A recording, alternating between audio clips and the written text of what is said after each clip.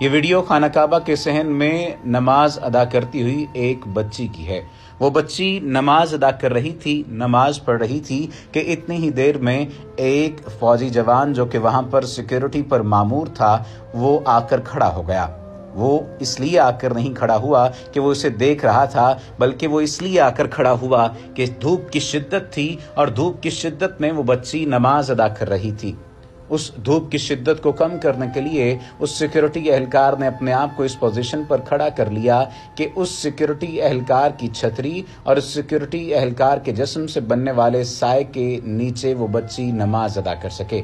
جتنی دیر وہ بچی عبادت کرتی رہی، نماز ادا کرتی رہی، وہ سیکیورٹی اہلکار بھی اسی طرح موجود رہا اور اس پر سایہ بنا رہا۔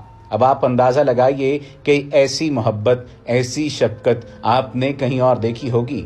کیا آپ اس بات کا اندازہ لگا سکتے ہیں کہ اس شخص کے دل میں اس بچے کے لیے کتنی محبت اور کتنی شفقت ہوگی؟ اس سوال کو آپ اس انداز سے بھی دیکھیے کہ اگر اس کا کوئی تعلق نہیں تھا اس بچی کے ساتھ، تو پھر کس بات نے اسے مجبور کیا کہ وہ اس کے لیے سایہ بنا کھڑا رہے؟ اسے اس کی انسانیت نے اور اس کی اسلام پیروی نے اور رسول نبی کریم صلی اللہ علیہ وآلہ وسلم کے اسوہ حسنہ نے اس بات پر مجبور کیا کہ اس بچی کے ساتھ شفقت سے پیش آئے، اس بچی کے ساتھ محبت سے پیش آئے۔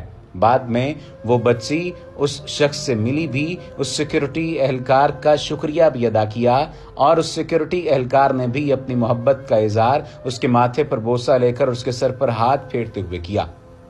اب آپ بتائیے کہ اس شفقت اور اس محبت اور اس احترام عورت کو آپ کس نقطۂ نظر سے دیکھتے ہیں؟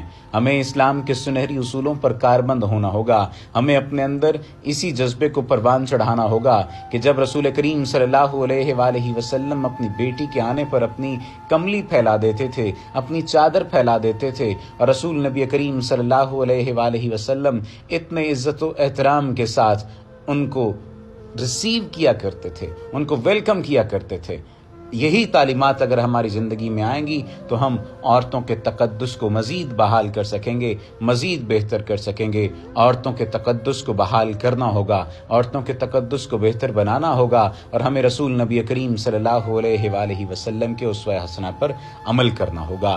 وما علینا الا البلاغ المبین۔